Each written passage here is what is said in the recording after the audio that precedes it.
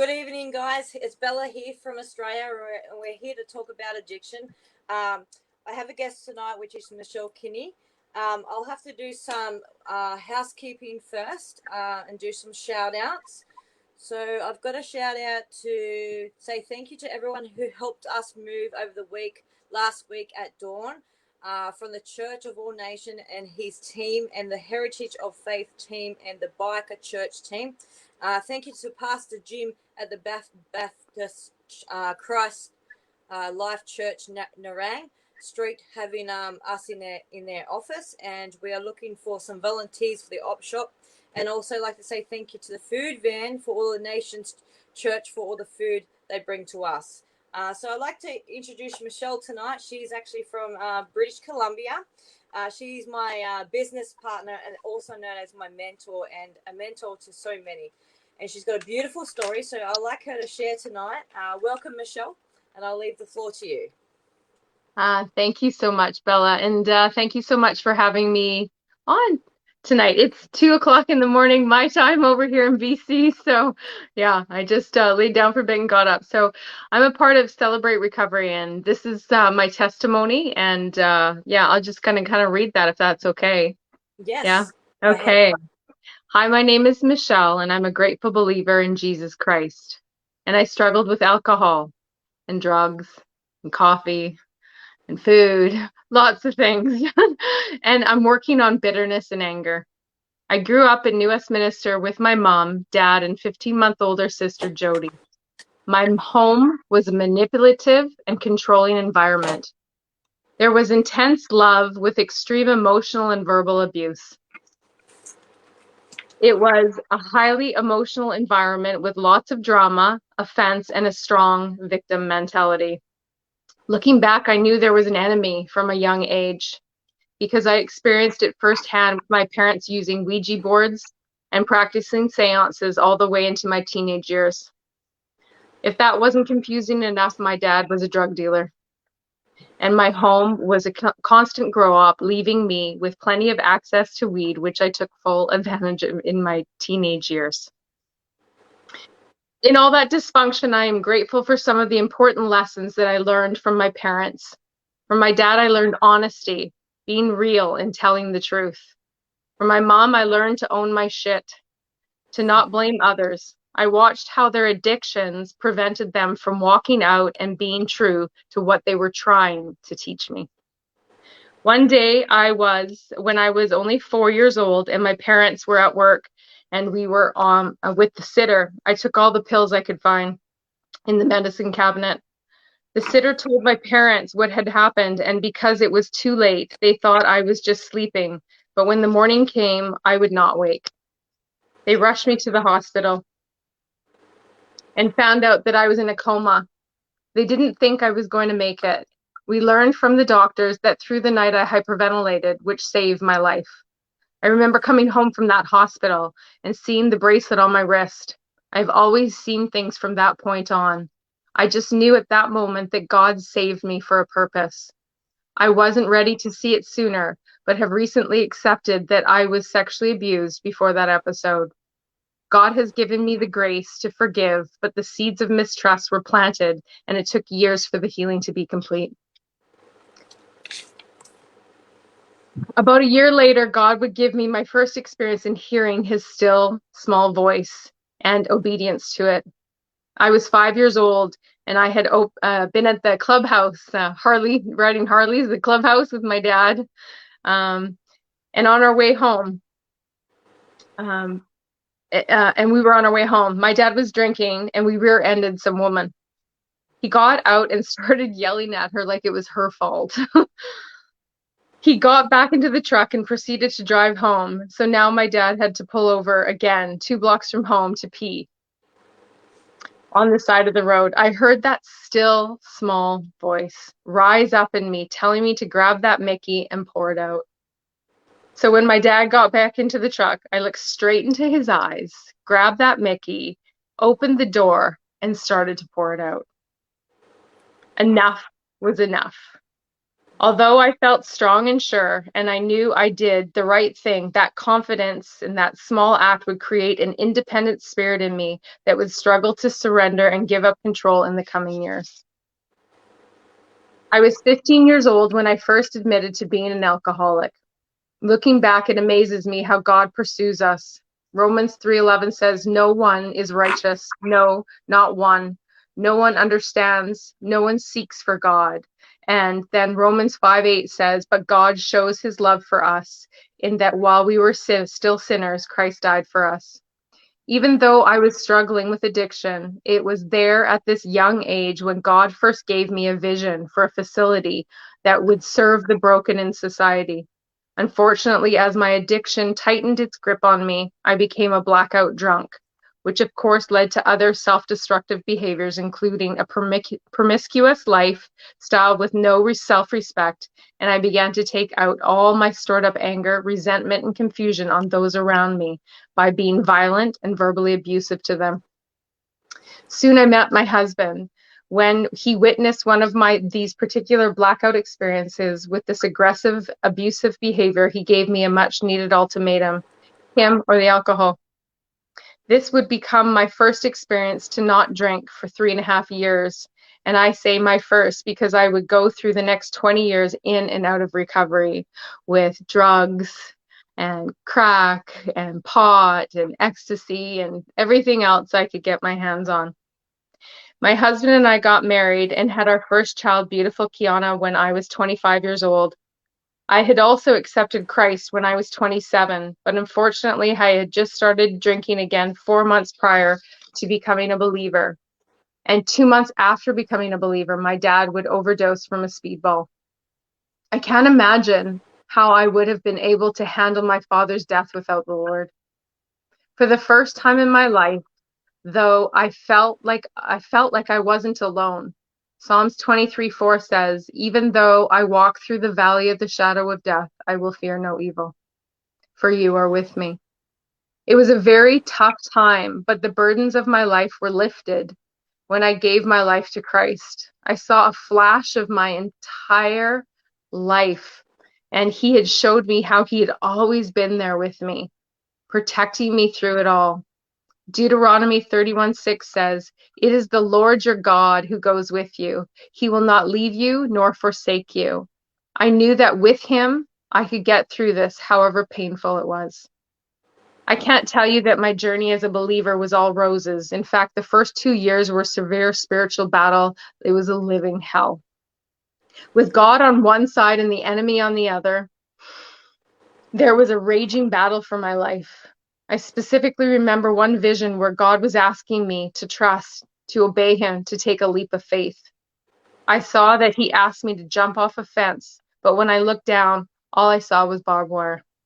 He told me not to live by what I see, but to trust him and jump.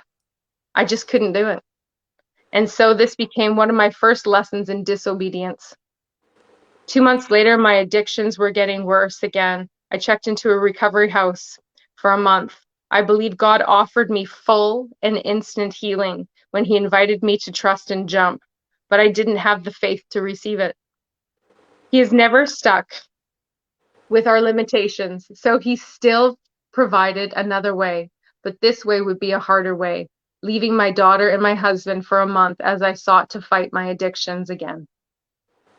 3 years after coming home from the recovery program, my husband was going to leave me because although I had 2 sober years, I had been drinking again for about a year, and he was getting tired of it. In my desperation, I humbled myself and went back to AA, and my gracious God met me there again. It was during this time that God showed me that my husband was making some decisions that weren't very healthy for our relationship that had gone on for 3 years. Yes, there would be more in and out of drinking. Of course, you can imagine how all my trust issues came flooding back.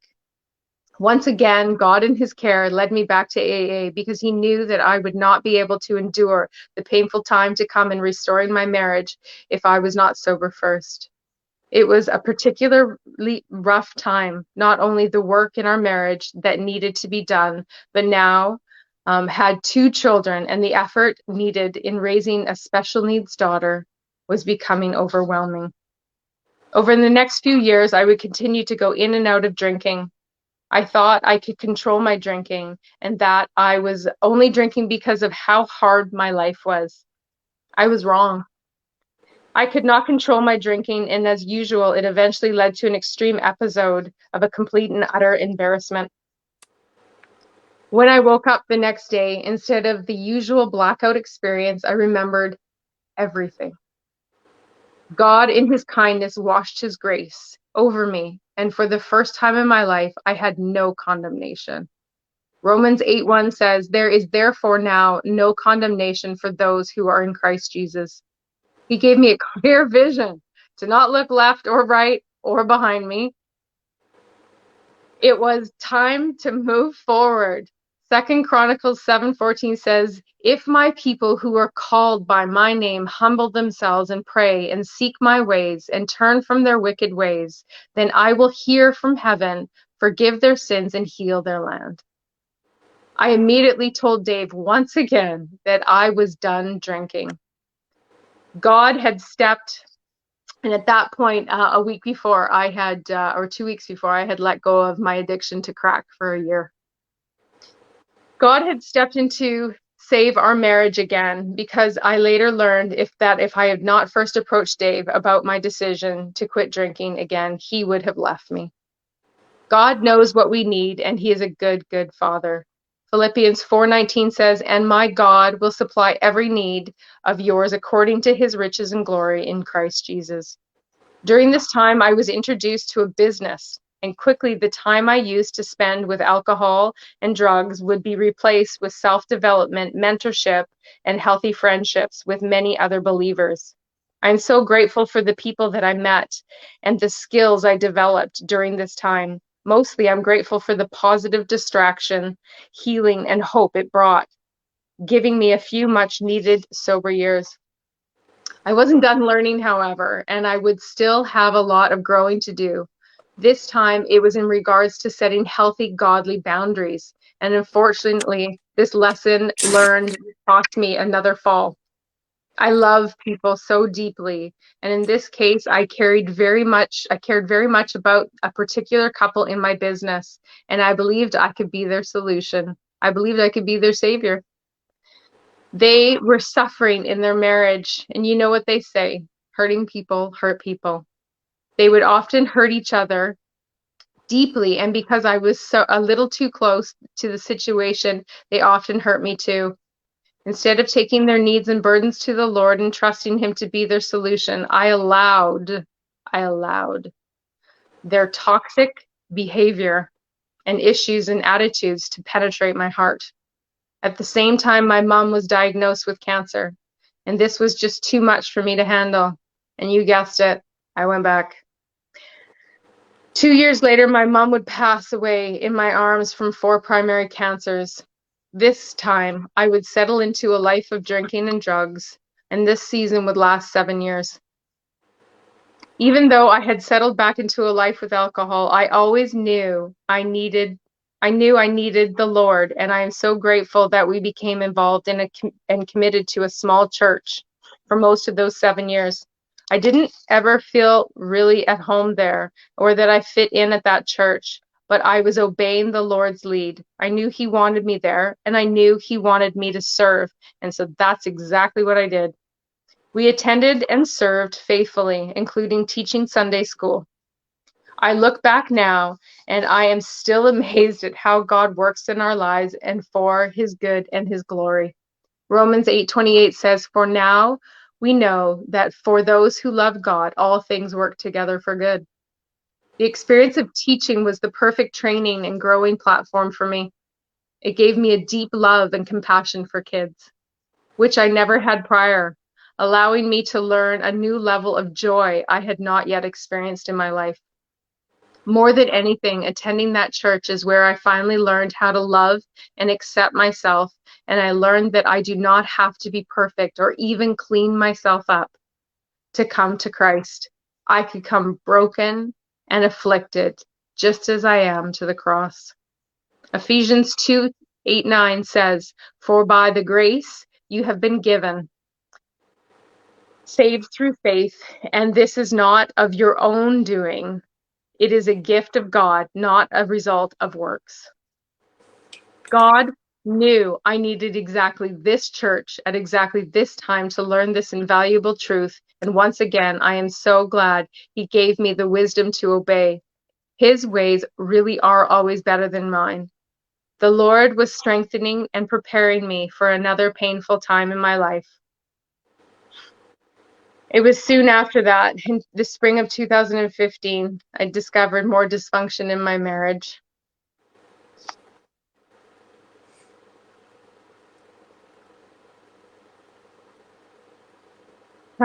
Sorry, I'm skipping over some stuff because there's some stuff that I just, yeah. Yeah, you're right. During this time, I had to lean on God. He was my only refuge. Psalm 62:8 says, "Pour out your heart before Him. God is a refuge for us." He certainly was and is for me.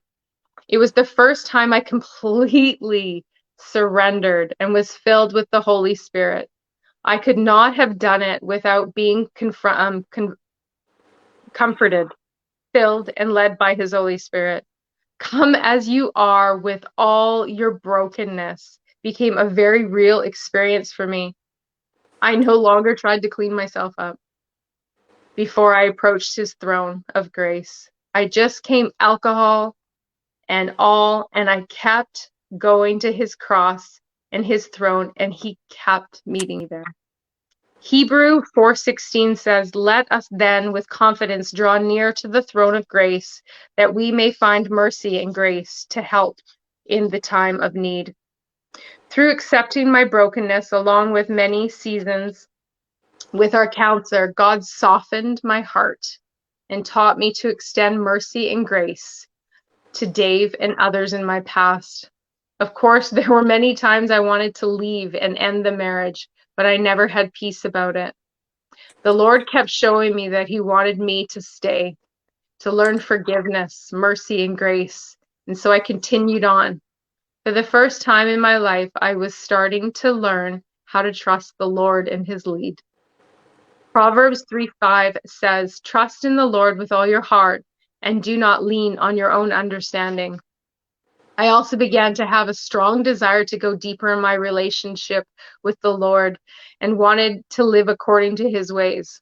Psalms 86:11 says, "Teach me your way, O Lord, that I may walk in your truth." And this became my prayer.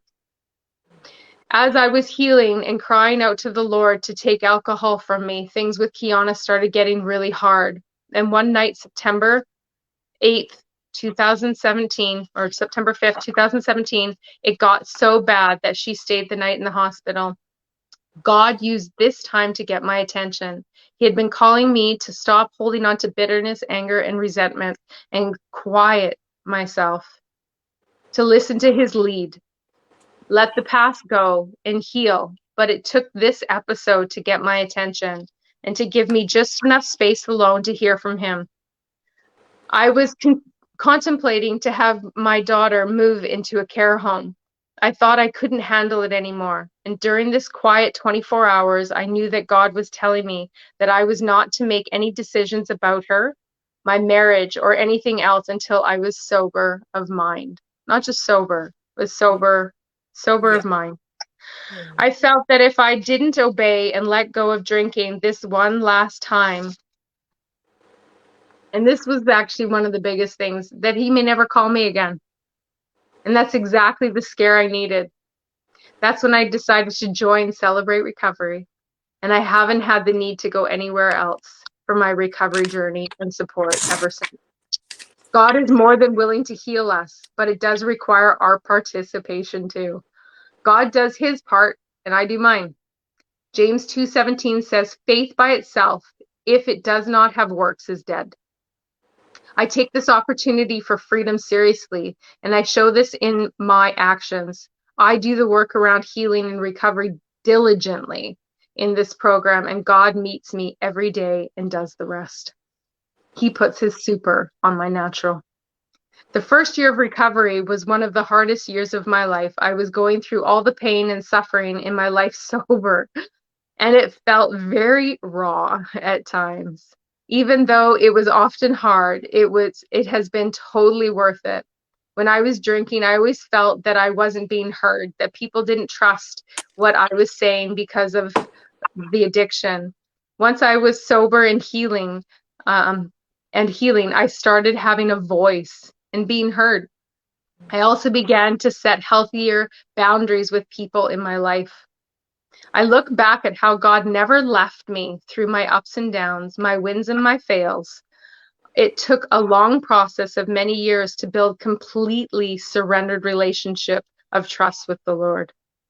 He kept preparing me for a time when I would be ready to finally let him do his way, giving up my addictions and start healing and dealing with all the pain in my past. He never allowed me to give up the fight and the hope for a better future. One of my favorite verses is Jeremiah 29:11. It says, "For I know the plans I have for you, declares the Lord, plans to prosper you and not to harm you, plans to give you hope and a future." Even though the drinking and the issues in my marriage, once we had settled into that small community church, I never stopped showing up. I didn't let guilt and shame keep me away from him and his church. I believe that was also a big part of my victory. He keeps drawing me in, and I keep showing up. Finally, I trust him enough to surrender, and I let him take over my life. Now I too can say with Psalms 91:2, I will say to the Lord, my refuge and my fortress, my God, in whom I trust. The Lord always gives me word pictures or visions to help me hold on to and not give up. And the one of the word pictures that he gave me 18 years ago, it's more than that now, like 23 years ago, was me on the side of a cliff in the fetal position, wrapped in a cloak. And as I started to stand up in the storm, the cloak began to fall. And as it began to fall backwards off the side of the cliff, I fell into the Lord's arms naked, with the sun shining. And the words that he gave me were to immerse from the darkness into the light. First you must trust, then you must surrender. Yeah. Although I still struggle with anger, bitterness, and resentment, I am grateful to say that God is healing me and changing me quickly as I become free in these areas. Even though I took it out on myself and those around me, my issues were often towards God. I was angry that he made me so strong and capable. I couldn't understand why I couldn't just check out, shut off, and shut down. In my healing, I'm starting to accept myself for who I am in Christ Jesus and who he created me to be, for his purpose. In 1 John 4:4, greater is he that is in you than he that is in the world. I've obviously also struggled with addictions for too many years, and I'm believing that addiction is dead, buried and gone and in the past, never to be a part of my future story. Like Romans 6:14 says, sin will have no dominion over you. In some strange way, I used to think that I would be addicted for the rest of my life, kind of like that thorn in my side to keep me humble. I felt that drinking helped me extend grace to others suffering. I now know that God has great plans for me to show his glory with a vibrant, healthy, and happy life. In fact, the best way to extend grace, mercy, and inspiration is to step out in faith and be all that God has created me to be. I don't need to apologize for showing his glory.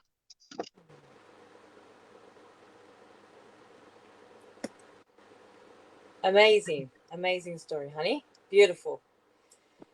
Michelle, that was very powerful, and it's a tremendous story. And I really want to go back. Want to talk on the subject where you ended up in hospital that time from taking too many pills. Can I ask what age were you, and what trauma? So you're age 3. Yeah. Okay. And so you had found these pills on the floor because and you've taken them by accident. Let's Going go through into. going through counseling, I had, I always knew in my spirit, but I wasn't ready, and nor do I think that we should push ourselves to be ready through certain modalities. I think we're ready to see things when we are. But I had been sexually abused Yeah. um, then, so that's, and I had to, it was someone very close to me, but hurting people hurt people, and that person, when they were younger, were sexually abused as well. Yeah. So it's it's a generational thing. So yeah, so at that time I believe that the correlation between those things is what sort of took place. Yeah. Yeah. Wow. Wow. Michelle, so you were at the age of 15 and you had become a full-blown alcoholic. So tell me the emotions and what was the setup when you were in deep alcohol addiction? Like, what was your daily life like? Let's go into that and talk about that. Well, at 15, what did that look like? That I would get all my anger would come out. Yeah. I'm not a weak person. I'm quite quite strong. I was the boy my dad never had. My nickname was Mikey growing up. So it was uh, yeah, I remember at 16 and stuff like that, grabbing the Clue out of the cupboard, having it after school, stuff like that. Like just drinking. I enjoyed it. I would smoke pot at school. I was an athlete, so I would like Yeah. smoke a joint and go play some basketball. I remember that was grade 8 the first time I did that, because weed was really accessible to us. I mean, our house was always a grow up. There was always pot around, and then, I was the one that smoked it and supplied people with it, and I started getting high at the age of 13. And the first time I drank was when I was 5. I drank Wow. a bottle of baby duck Yeah. champagne or whatever, sweeten that. And so yeah, it started young. Um, and I'm not a shut off person. I've never really been a shut off person. I share my feelings and emotions. I really think that there was a lot of confusion in growing up. So it just I became someone I wasn't. I am very loving, and I've got a lot of hurricane in me, but I've got a lot of love. And when I drank, all my demons came out, all that suppressed, like, of things not making sense. How can you hug me and love me so much? And how can you hurt me so much? Yeah. Like my Yeah. dad would be like, oh, at the age of 16, stuff the pot down your pants to go across the border. Like, he would ask us to do things and put us, his children, in harm's way, but then love us and hug us and kiss us. And you know what I mean? Like, it was really, really quite messed up childhood Yeah. to grab a hold of. How can you love me and hurt me so badly? Yeah, it's amazing because trauma brings on addiction, and God never gave up on you, right? So he kept trying to bring you in, even though you were suffering for so many years. I think it was 20, 25 years, 20 years you suffered addiction for, yeah. Um, and tell me the friendships you had and the family, like, how did that come about? Like, did you lose friendships? Could you hold relationships? Could you hold jobs? Like, how did the addiction and that part affect your life as growing up as a teenager to an older woman? Um, I always was battling, so it was yeah, my relationships, yeah, it affected them extremely. I would drive drunk. My one girlfriend that was my best friend growing up, like from the age of 13, it was yeah, later into our years, it became too difficult.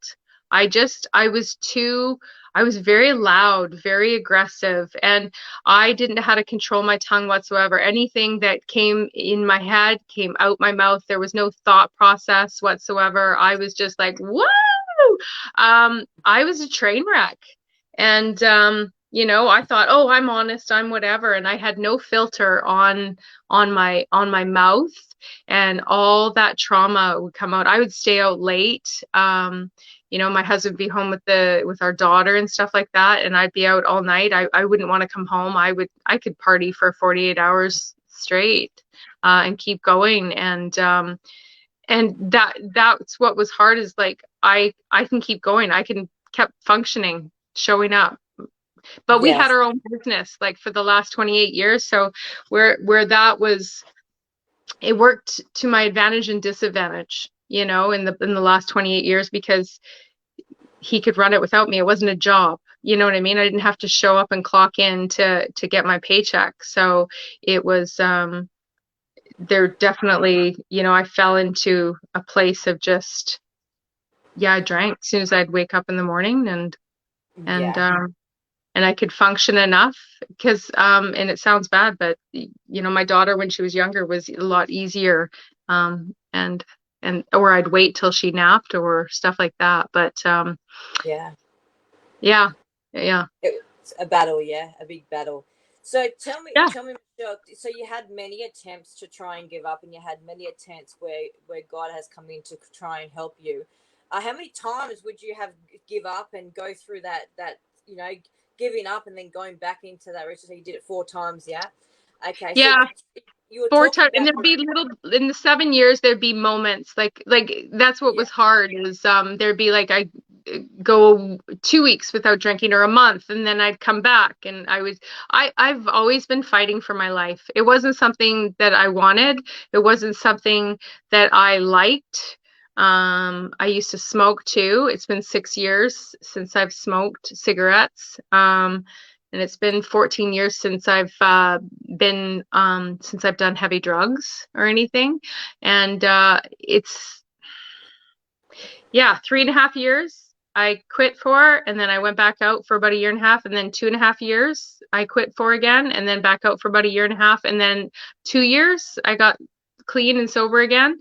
And then that 7 years was the longest. Yeah. yeah, And I hung out with people that I thought I was their answer. I did everything. I came in and fixed.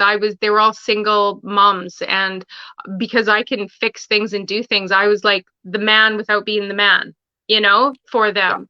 And then I realized as it went on, like their addictions were way more. And that's how I got introduced to crack, is my friend yeah, snuck it in, and said that that it was all good. And then next thing I knew, it just after one time I was like, holy doodles, Batman. Like I was mm, hooked, like chasing that high, right?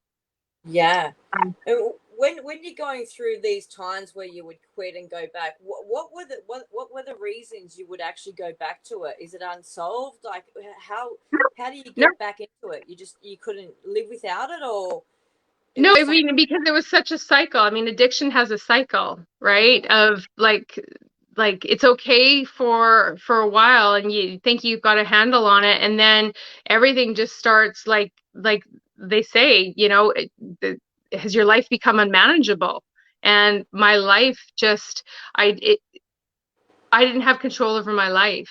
It had Yeah, control of me. I saw I was so tired, and again that call inside of me to rise up. All these dreams and visions and stuff that lived so deep inside of me kept like nagging at reset. me. Like Yeah, I reset. knew who I was. I knew who I was supposed to become. I knew those visions that God had placed inside of me.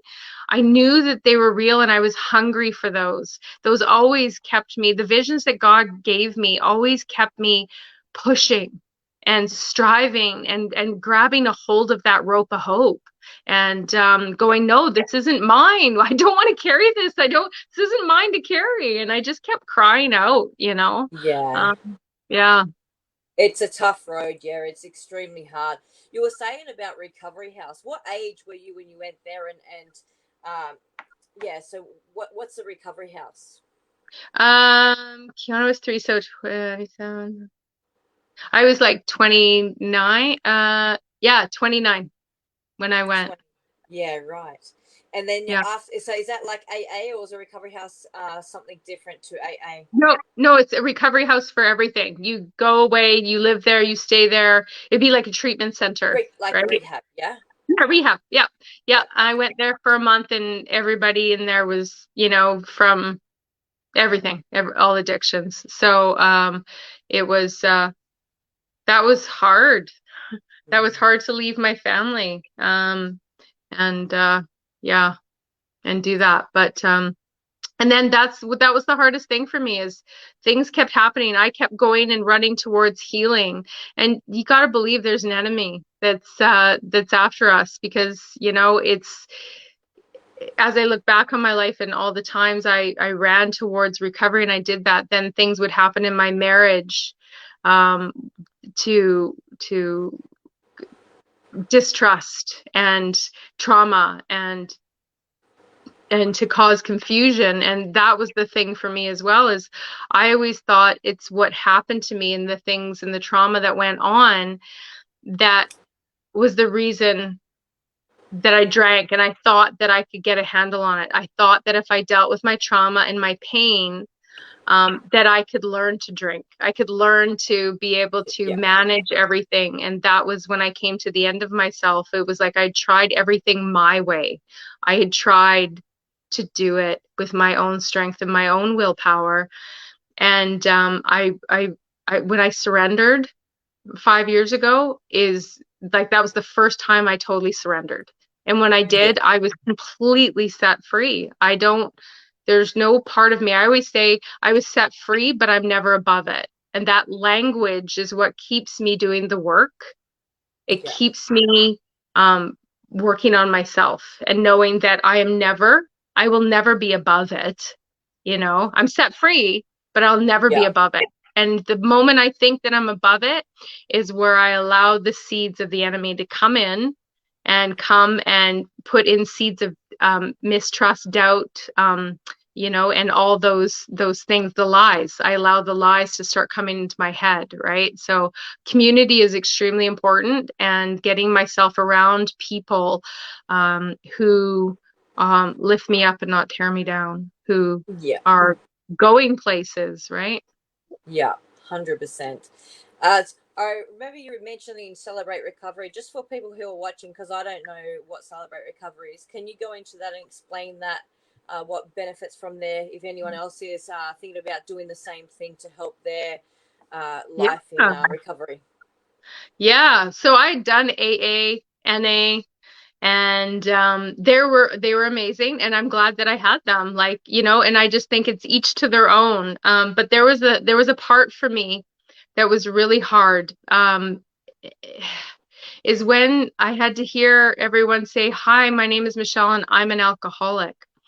Yeah. And, as I started to heal, I was like, that's not my identity. And I don't want to be known for that. And I don't want to keep myself in bondage. And for me, I know lots of people that go, and for them, those words are fine, right? And that's good for them. But for me, it was like, there was bondage to those words. And Yeah. so I found Celebrate Recovery, and I went there, and it was like, "Hi, my name is Michelle. I'm a grateful believer in Jesus Christ." Like there was such freedom in that, not just saying my higher power, not just saying, but I knew God, I knew Christ, and I knew that's why I was alive. I knew in my whole spirit. People are like, how do you know? And I'm just like, because I feel it with every fiber of my being. Like, like, yeah, God, Christ set me free. So it's just like, I don't want to stifle that.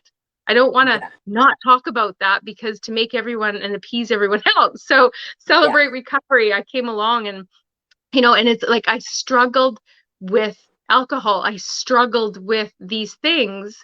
Um, but I've been set free. So that language, and not just that, Celebrate Recovery is about recovery from everything: porn, Yes. cutting, Yeah. food, self-sabotage, anger, dysfunction. Like Yeah. Wow. when we have an addiction, we usually go from one addiction to the other, and Celebrate Recovery is like a one-stop shop.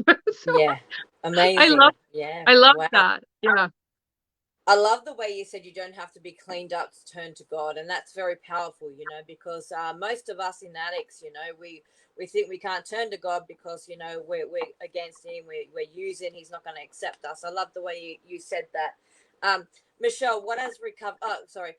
What was your lowest point? I just wanted to go through that again. What was your lowest point? And did that day when you had your lowest point, you got down on your knees and you prayed to God, and that's when it changed? Like, what brought you to where you started that full on recovery to the person you are now? Well, my lowest point, everybody's low points look different. And I Hmm. didn't lose my family, my children, all stuff like that. I didn't lose them. My lowest, I had lots of low points, letting go, like embarrassing, like I said, the one time from 2000, from 15 years ago, um, you know, was pretty embarrassing. I did some things in my drunkenness, but to be honest, 5 years ago when I let go, I didn't hide. I didn't hide my addiction. I Yeah. didn't hide. Like, it's really hard for me to explain to people, but God that lived in me, just kept directing me. And that was my lowest point, was thinking that I wasn't going to be used. I always heard from God. Yeah. I always was led. I always could hear his voice. The drinking confused the voice of Yeah. God and the voice of the enemy. And that was the most painful thing for me, was like, who am I hearing right now? And that confusion is what kept me running towards my healing, and for me to surrender. But it was the lowest point was to not, I really felt in my spirit that God Yeah. was going to call somebody else for the purpose and plans that he had for my life, that he was going to bypass me. And I spiritually was dying. Like, I felt like I was Yeah. spiritually dying. And that to me was my lowest point, was like, Yeah. if I choose to turn away right now, I might as well be dead. Yeah. Yeah. Because spiritually, if I wasn't going to hear and I wasn't going to live out the purpose and plans that had kept me alive for all these years, I might as well not be here. So that Yeah. part awoke in me. Yeah, it was Yeah. time to surrender. Yeah. 100%. Yeah. Incredible. Michelle, what is recovery since you've got into it? What have you gained from it? Like, how's everything going now? What do you do to stay in that sober world? And I know it's all, you do a lot of stuff to do with God and stuff, but what else do you have that keeps you strong and keeps you moving forward? Well, with Celebrate Recovery, like I usually, except for the last couple of years, a lot of things have changed, but I feed the homeless. I do Yeah. things like that. Like, I give back. I lead 12 step groups. I lead recovery groups and stuff like that. I you know, my husband and I do martial arts for a living, and within our community, we, give back, and people that can't afford it, we do fundraising, and we do programs for them to come and train for free. um, yeah, but I do a business, it's my world. And, I've always been into, for 26 years, into disruptive science and natural health. And it's a good thing I have, because, while I was killing my body, I was also healing my body. And, like I said, God gave me, put me on a path for a reason. And the things that I've put into my body to heal me at the same time that I was killing myself has honestly kept me alive. So I entered a space that I was able to do that, Mm. consume amazing products, and do a business. And honestly, this time around, I have met the most incredible people, and you being one of them. And it's people that are dreamers and believers. And like I said, when you let go of something, you have to replace it with something else. And so, two times, God gave me this opportunity to be able to, because 15 years ago, this opportunity was placed in my life a week after I surrendered all of my addictions. And this last time, 5 years ago, I was set free and surrendered it. And 2 weeks later, the same CEO and the same founder, said, "We're back." And he came out with and I started to bawl when I watched the video. And I was just like, wow, God, the good work that you started in me, you are going to complete and finish, with the same founder and stuff like that. So the products are amazing. They've helped me and so many people set free. But the opportunity to grow mentally and Yeah. emotionally and spiritually and physically and financially is just been the most rewarding thing to step into that space and finally see what God placed in my heart of being a leader and being in that position to lead people, to allowing them to have the opportunity to set themselves free as well. Yeah. Yeah. So it's been amazing. I have friends for life, but people that are running after and chasing their dreams and believing for greatness in themselves and others. Servant attitude, right? Servitude. Yes, yes, exactly. Yeah, I got into recovery, and that's how I met Michelle and Ray and Jackie. And if it wasn't for recovery, I wouldn't be here either. And it's gave me an opportunity to grow from the person I was. You know, I was very broken and just I wasn't an outside person. But now I can go and attend and do things without, you know, because I've been taught from the best. And you've been a very inspirational person to me, and I really look up to you and following your steps. Michelle, I want to ask if anyone's watching now and they thinking about picking up or using or, you know, going through trauma, what would you say to them? You know, what's your words to guide them through that? Um, yeah, like I love your shirt that says not once. You know, Yeah. it's it's a road to destruction. It's a road that shuts you off. You know, we all most the cloak that we use to protect ourselves, we don't realize how much will harm us. And we are so wanting to not feel and to hide and to run and to do that.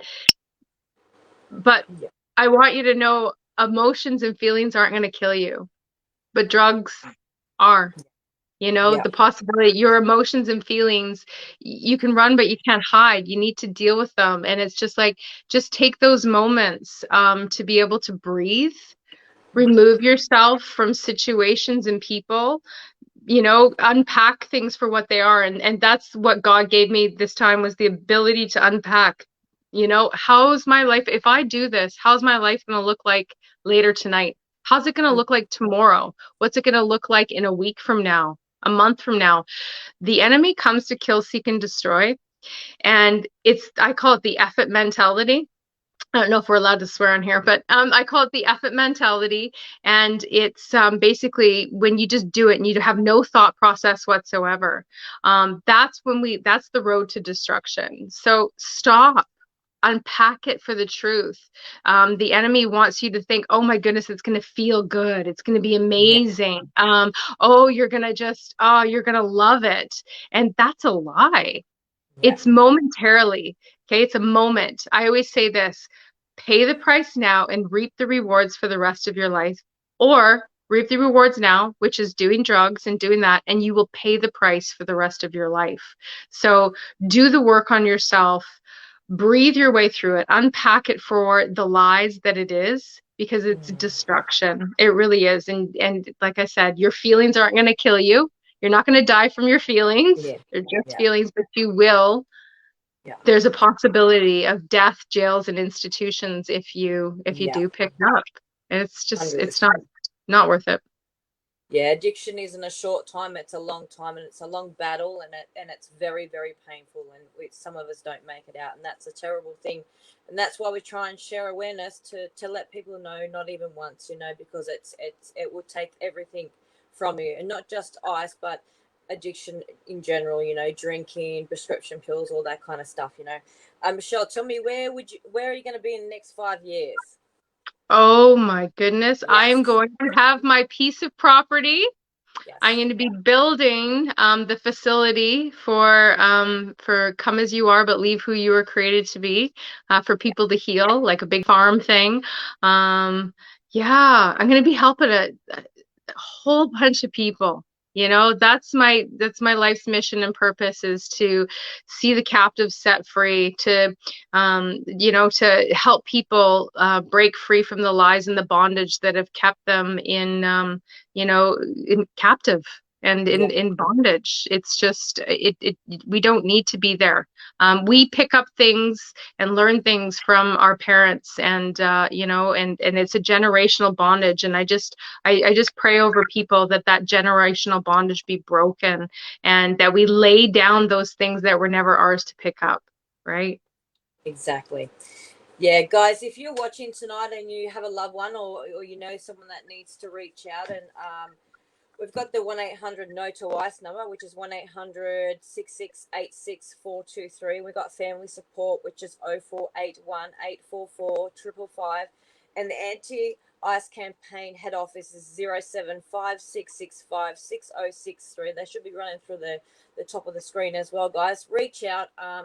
Because you know there is life after addiction, and you know we're here to support, and we're here to spread awareness and try and help people to be able to get through this, you know, because recovery is very hard, and if you surround yourself with the right people and the right knowledge, you'll definitely move forward. And it's been a great night with you, Michelle, and just amazing story. And I'm glad to, like, Michelle at the moment is what time is it there at the moment?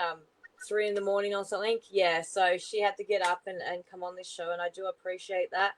She's my mentor, and she's my inspirational. She is amazing, and she's helped me through so much. And I'm just proud that she's come on here and got to share, because I'm sure that everyone will fall in love just like me and Jose.